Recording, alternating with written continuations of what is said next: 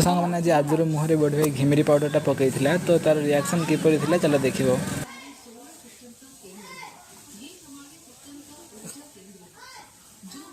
आँख बंद करने से पाउडर आँख के अंदर चला जाता है।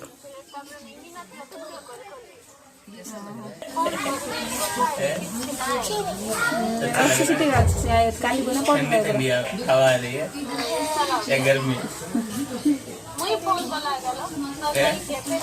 धीरे धीरे सो रहा है।